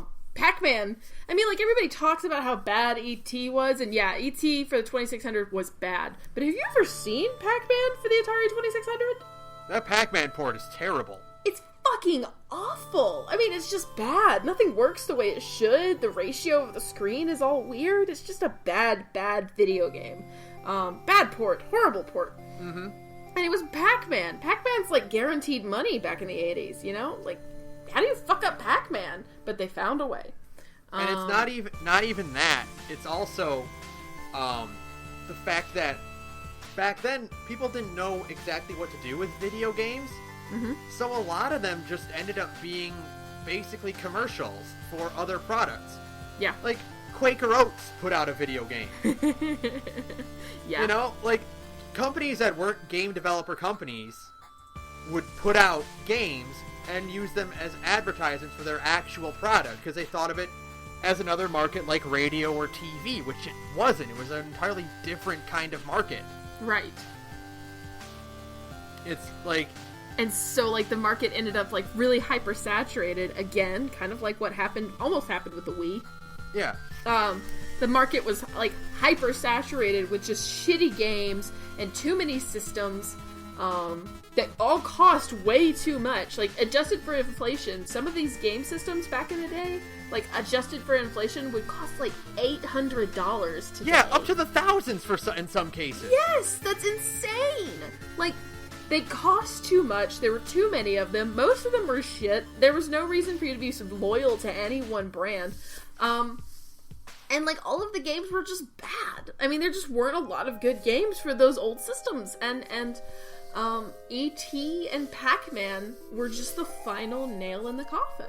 And you know, like, at this point, if it weren't for, they would have died out. There's no way they could have recovered. On their own, there's absolutely nothing they could have done. No Japanese company, no Western company could have recovered from this. Mm-hmm. Until Nintendo. Super Mario Brothers. Mm-hmm. The old Nintendo Entertainment System releases in 1984. Until that came out, and that firmly established what video games were going to be from now on.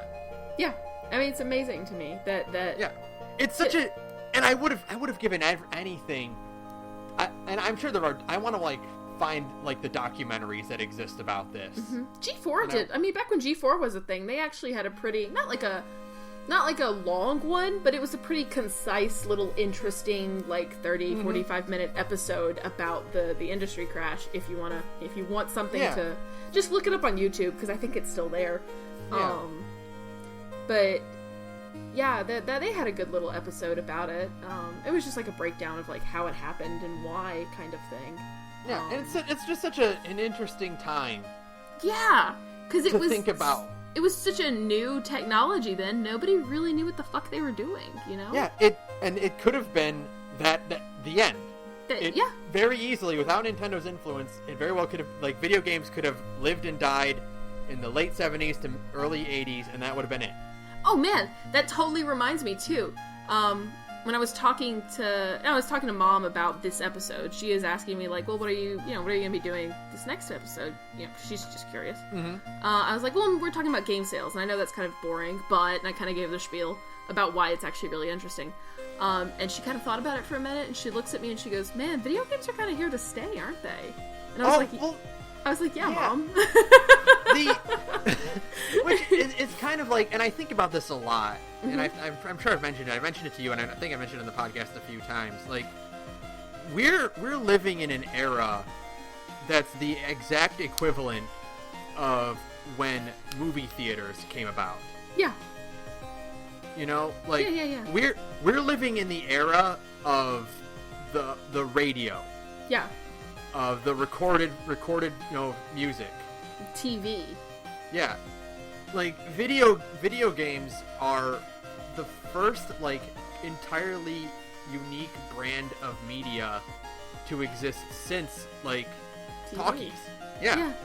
Since the television, for sure. Like, yeah, and it's really weird, because, I mean, like, that did kind of hit me when she said that. My mom is 52 years old, and she'd probably be mad if I told, she knew I told everybody on the internet that. My mom is 52 years old. So she was born in 1965, so video games didn't even, like, exist in her universe for, like, 20-something years, right? Yeah. Or, like, however long it took. I mean, considering you also had, like, the what's it, the old, like, black and white, like... Yeah. like the ones that were just like football or soccer, and it was all just Pong. It was all just Pong, basically, like just different versions of Pong, and Space Invaders and stuff like that. But even so, like the first 15 years of my mom's life, like video games were just not a factor at all. They weren't a concept. They weren't an idea. Like they just didn't exist. They just were not a thing, which is really, really weird to think about now. Like where we are, you and I, sitting here with our our dozens of systems in our rooms. What's also really interesting to me is how fast it grew. Oh yeah. Like in the 30 or so years, compare the growth of video games to say the growth of like movie quality or TV quality. You know, like in 30 years since TV was invented, they were getting color. Yeah. You know, because TV was what, like the mid 20s, 30s or so? More like the 50s, 40s and 50s. Like late 40s, early 50s is when TV started really happening. Yeah, and then it took 10 years between then we were getting color. Like the 60s and 70s we were getting color TV. Right. And we didn't get, high quality television until like 40 years later. Yeah. And like compare that to games, which went from 2D sprites and 8-bit stuff like that to 3D into the span of like 20 years or so. Not even 20 years, like 15. Like it's crazy to me. Well, when did you say? So the PS1 came out in 1994 and the NES came out in 1984. So 10 years. Yeah. 10 years between going from little tiny 8-bit sprites in the NES to 3D models running around in the PS1. That's insane. I mean, that's insane. And now compare that to 94 to 2017, where we're looking at photorealistic people. Yeah, like we were playing Resident Evil 7 the other day and going, oh my god, this looks really real, Like we're just like in complete awe at how good some of these games look nowadays. Yeah. And how high resolution they are, how good the texture work, the poly count for the models. 60 frames per second. We're getting cinematic quality games now. And they've only been around for like 40 years. I know, it's really wild. So, like, it's really wild to just think of, the progression and to think, like, they're kind of here to stay. Like, they're not going anywhere, Yeah, and here's the other thing, like, like just to kind of make a final, like, topic to talk about for this, like, how many times have you said during consoles, like, where do they go from here? Oh my god, right? Like, I remember seeing FMVs for Final Fantasy VII. Yeah. And thinking, how do you get better than this? How can it possibly look better? Right? Like, I just remember, like you said, the FMVs for Final Fantasy VIII. Like, those were what really blew my mind. Yeah. Because they just looked, like, so much better than the ones from 7. Just, like, leaps and bounds better than the ones from 7. And now, I remember, like, we were watching TV, like, last year or so, and a commercial for Metal Gear Solid 5 comes out. Mm-hmm. And my mom looks at it, and she's like, is this like a movie? No, it's a video game. And game. I'm like, well, yes, but no, it's actually a video game. I mean, it's a little bit of a movie because it's Hideo Kojima, but no, it's a video game. Like, yeah, she thought that was Kiefer Sutherland, and I'm like, no, that's a video game, and like, that's where we are now, and I'm wondering, like, where the hell, when the PS5 comes out, or whatever they decide to call it, I think calling it a 5 would be a bit too much at this point. I don't know. They're kind of, I think 5 would be the last numeral, and then they'll go on to something else. But Unless I mean, they call it like the PSV or something. Yeah, but that actually sounds pretty cool, actually. Yeah. Hey, you should sell that to Sony. So like, what will be like the jaw drop moment of the PS5 when that finally comes out, the next console? Like, what'll be the like, oh my god, this is where we are? I don't know. I mean, I really can't even, especially because the PS5 still feels kind of far away. It's like 5 or 6 years away, considering, again, Sony will draw every drop of blood from this stone. I really don't even know what it could be. I mean, I guess just make it look better. But even then, like, you can only make it look so much better. Yeah. Until you just finally hit photorealism. I guess then we finally get our fucking holodeck. I guess the next step up is, like, projections. Yeah. I guess if they want to really push that VR shit, but I hope not, because I don't know if I can handle that. And I really hope VR is a mutation and not an evolution. Mm-hmm, for sure. Especially because it only works for first-person shooters. Yeah. You know, like everything else. There's not a whole lot you can really do with it. Yeah. So it's really more of a fad, I think. Kind of like 3D TVs. Yeah. But, I don't know. I have no idea what could even possibly come next. You know? I have no idea. It's exciting, though. Like, I mean, it's interesting, for sure. I mean, it's very exciting. I wonder if everybody will eventually try to do the Switch thing, where you have a handheld, where you just take it with you everywhere, you know? We're kind of reaching that point where, like, your phone can play video games that look pretty damn good, you know? I feel like we're approaching, like, in another 10 years, like, either the next cycle or the next cycle, we're kind of approaching that moment where everything kind of ends up in one system. You know what? I wouldn't, considering that Sony is kind of leaning towards, like, unique game control. Like, the PS4 has that touchpad. Mm-hmm. You know? And, like, yeah, the Vita has a touchscreen. Yeah, and considering the popularity of the DS, the 3DS, and the rumbling building around the Switch. Yeah.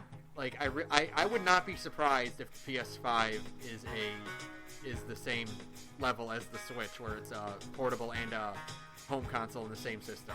Yeah, I really wouldn't be surprised at all, because we're kind of reaching that moment where everything is kind of coming down to a single device, you know. We don't really carry digital cameras anymore, do we? No, because we have phones that are taking, you know, great photos now. Yeah, and we carry, you know, you don't have video cameras anymore for the same reason. You don't need a fucking calculator anymore. You have it in your fucking phone. Yeah. Everything is in your phone now, is the point I'm trying to make. Well, what we're seeing is consoles are kind of like a kind of shift with the times, in that the PS3, Xbox 360, and Wii era their biggest thing was their online play. Right. It was the shift into, you can play with your friends wherever they are. You can start playing games, and this current generation is also a shift towards that. This current gen seems more of a lean toward social media, really. Yeah, there's a much better shift towards social interaction in games. Yeah. And I think the Switch is like a harbinger of what I think is to come, is the return to couch co-op, but with the ability of taking it wherever you want. Right, yeah, for sure. You know, because with the Switch will be a return to couch co-op. Right. But because it's a handheld as well, you can do couch co-op literally wherever. Right. So you get the idea of play with your friends wherever they are, but you also get that sit next to your friends and play a game with them. Right, yeah, absolutely. So I really would not be surprised if the next PlayStation console, or if, God forbid, Microsoft tries again. Please, let it die, Microsoft. I think it will be a permutation of what the Switch does, and it will be a portable style console. Yeah, I don't know if they'll do a touchscreen like the Switch does. Yeah. I don't know, a touchscreen these days feels almost like a requisite, you know? Yeah, maybe, but I mean, Sony's had the same controller since 1994. You're right. You're not wrong. You're not wrong. Asking Sony to make a new controller is a little bit much. So either what it'll be is, like, the console itself has a small screen in it, and the controllers are, like, attached to it, or, like, that has the wireless receiver within it, that you can just, like, the console itself has a battery life and a screen in it that you can, like, fold out or something. That sounds kind of like what they tried to do with the old PS1, but not really. Yeah. But, like, by that point, we'll have much better technology to hold that battery life. I used to play... You remember the little tiny version of the PS1? Little skinny one? I used to play Final Fantasy VII in a friend's car in high school. Oh, God. Because they had an AC adapter, and we would go out to their car, and we would on that little tiny screen, we'd just sit around and play video games in their car on lunch break, because we could. Yeah, so, kind of funny that we're kind of going back to that in a way with the Switch. Well, yeah, well, in a way, this is kind of, does feel like a regression, because what are we doing? We're going back to cartridges. Yeah, we are. I mean, everything is cyclical. I mean, literally, that's all it is. Everything that happened will happen again. And it doesn't matter what it is. It's playing video games with your in your car on your lunch break at high school. Now, I guess nothing ever changes. Now that I think about that, I am actually kind of excited to see Sony go to cartridges. Yeah, I mean, Sony could do it better. Yeah, Sony. I think Sony could do it better than Nintendo, simply because Sony already has access to that technology. Yeah. Like, they have their own proprietary SD sticks. Like, you know? Like, it's what they make the Vita cartridges for, you know? Because Vita games, if you buy the hard versions, which nobody ever does, but if you did, they come on memory sticks. Yeah, so it'll be really... I think this generation is a rock-solid, console generation. Yeah. I think the next one will be a weird permutation. Yeah, for sure. I think we are seeing the sunset of contemporary, here is your two controllers and your TV and your box. Yeah. I think this will be the sunset of that. And I think the next ones will have to have, I won't say gimmick, but it will have to have a feature that will be more than just, here's your box, TV, and controllers. Yeah, I think kind of portable video game, not just like a handheld, like there's a difference between a video game and a handheld game, you know what I mean? Mm-hmm. Like a handheld game is a video game, but not all video games are handheld games. Right. And so I think there's going to be a step, and I could be totally wrong. Yeah, of course, absolutely. Of course, but I think the step away from handheld games to like making all of your video games portable is kind of the only way to go, because again, everybody expects it with their phones, you know? Like we're all on our phones, and our phones let us take everything with us. You know, we take our social media with us. I can check my sports scores with it now. I can do all of these normal ass things on my phone that before used to be tied to my computer. Like I couldn't check my email until I got home. That kind of thing. Yeah, exactly. And now I can just do it whenever. And so I think the leaning of kind of technological society towards cell phones means that video games are going to have to do that. Mm-hmm. And we know they can because the iPad can play some pretty legit video games. So, and the Surface exists, the Microsoft Surface Pro exists, and has the capability for video games. It's just tragically a Microsoft Surface Pro. So, like, we know these things could happen. It's just we just need to shrink the technology down a little bit more. Yep, we will see a grand shift towards, what's the word, obelisks in the future. Yeah. We will have our solid black squared off rectangles for all of our technology. We are shifting towards that at high speeds. Yes, and so it's an interesting time to own video games right now. But now, video games are fucking dope these days, so I don't mind. They're super cool. Now, they're super fucking good. One more prediction. I just want to get this out there. Here's what I think is going to happen. Oh boy. I think the Switch's launch will be very slow. Mm-hmm. It will, once the initial buzz wears off and all of them are sold out, the restocking will not be nearly as wild. Switches will sit on shelves for a while. And then Christmas will happen. And then that number will skyrocket. Because they're going to drop that fucking price. Yep. And then after that, it will steadily increase as more and more stuff comes out. I think Nintendo has learned their lesson from the Wii U, and they will be focused way more on releasing solid games for it. They will be way more inviting towards third-party software.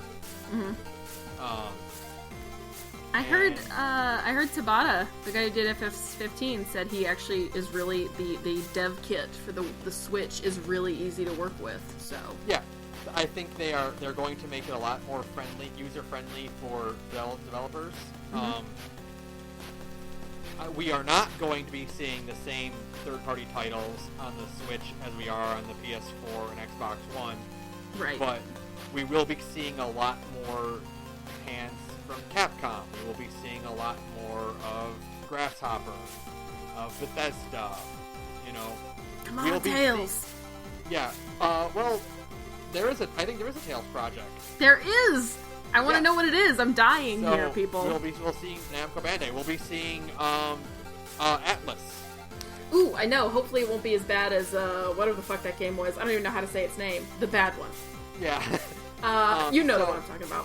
Yeah. So I think Nintendo has absolutely learned their lesson from the Wii U, and they will be way more inviting, and this will be, I won't say it'll be the highest selling console out of the three, but I think the disparity will not be nearly as great between it and its quote unquote contemporaries. Yeah.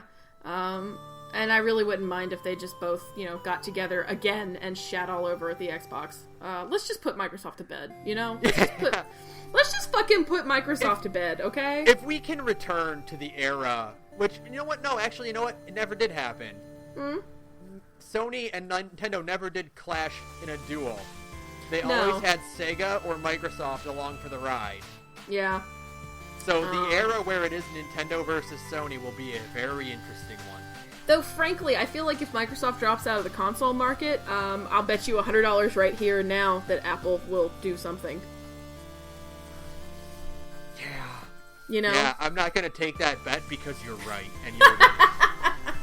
I don't know what it would be, and I think they would only wait to do it if Microsoft dropped out, because they wouldn't want it to be a 4-man race, because that would just demolish them. But if it's a 3-man race and Apple has such a big, has such a built-in fan base made of really crazy people, I think if Microsoft drops out, Apple will do something. I don't know if it'll be like major AAA thing, but they'll do something. No, Apple totally has a design document for a video game console. Oh, 100%. 100%. They've got one somewhere tucked away that they keep looking at every so often. And they're just waiting. Tim Cook is sitting there going, soon, gonna make that sweet, sweet video game green. So we'll see. But that it all hinges on Microsoft staying in and out. So we'll see where they go. We'll see. But yeah, Microsoft's fucking doomed. We do know. Yep. We all do know that, right? Yeah. Oh yeah. That's a guarantee. They're done. Yeah. They're done. Yeah. Xbox is fucking done. Nintendo has the money to stay around after the failure of the Wii U. They're not going to go anywhere.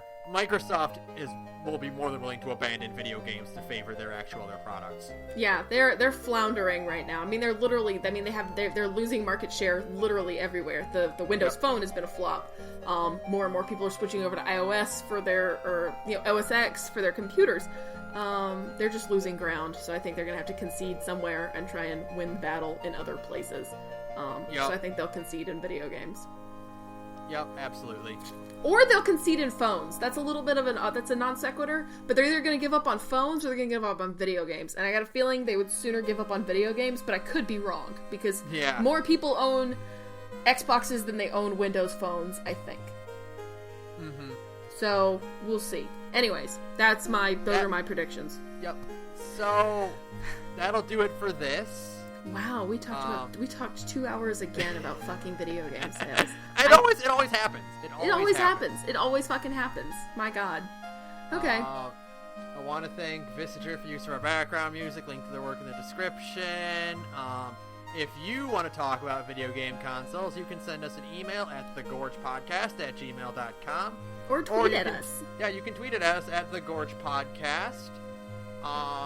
We fucking love Twitter. Like, we're both addicted to Twitter now. Yeah. Him more so than me. Like, I'm always on it, but I'm not talking but he's always talking on it, like constantly.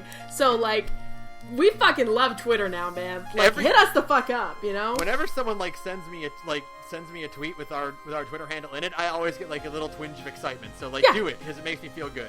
Make him feel better about himself. It's great, you know. Give us a confidence boost. So yeah, tweet at us.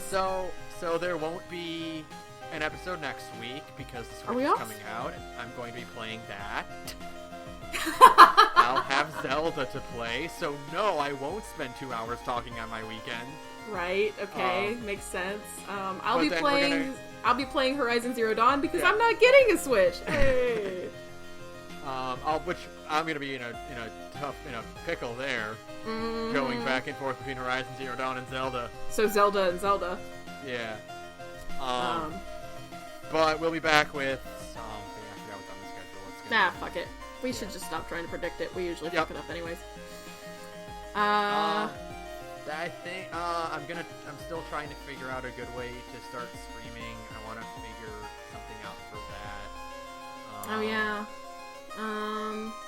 We'll figure that out later. Yeah, that's a work in progress, and if anyone has any suggestions or anything, you can send that to me as well. I'll take a look at that. But yeah, that'll do it for us. Yeah. Fuck Microsoft. Fuck Microsoft. That is a good one. Yeah. Fuck Microsoft. Good night, everyone. Good night.